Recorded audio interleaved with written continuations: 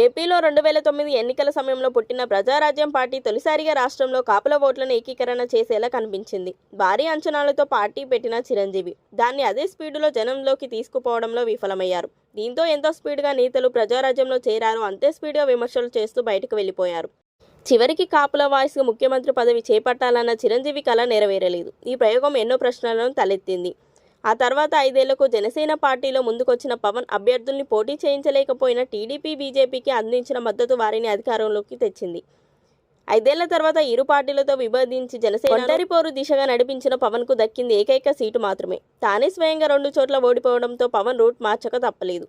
ఓవైపు బీజేపీతో పొత్తులో ఉంటూ మరోవైపు టీడీపీతో పొత్తు కోసం పావులా కదిపిన పవన్ అనుకున్నది సాధించారు. ఇప్పుడు టీడీపీతో పాటు బీజేపీని కలుపుకొని ఎన్నికల్లో పోటీ చేసేందుకు సిద్ధమయ్యారు. తద్వారా సొంత వర్గాల్లోనూ ఆశలను పెంచారు.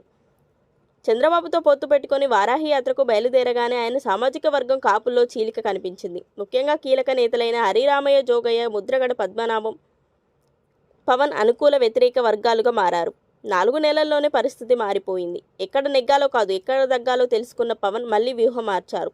తనను వ్యతిరేకిస్తున్న ముద్రగడ వద్దకు దూతను, రాయబారాన్ని పంపారు. కాపులంతా కలిసుందామని అడిగారు. దీంతో ముద్రగడ కూడా వెనక్కి తగ్గారు. జనసేనలోకి వెళ్లేందుకు సిద్ధమవుతున్నారు. ఇప్పుడు పవన్ పార్టీ జనసేన వెంట ముద్రగడ, జోగయ్య రూపంలో 2 భిన్న ధృవాలున్నాయి. అలాగే గోదావరి జిల్లాలతో పాటు కాపులు కూడా 80% ర్యాలీ అయ్యేందుకు సిద్ధమవుతున్నారు. ఈ సానుకూల సంకేతాలు ఇతర సామాజిక వర్గాల్ని కూడా ఆకర్షిస్తున్నాయి.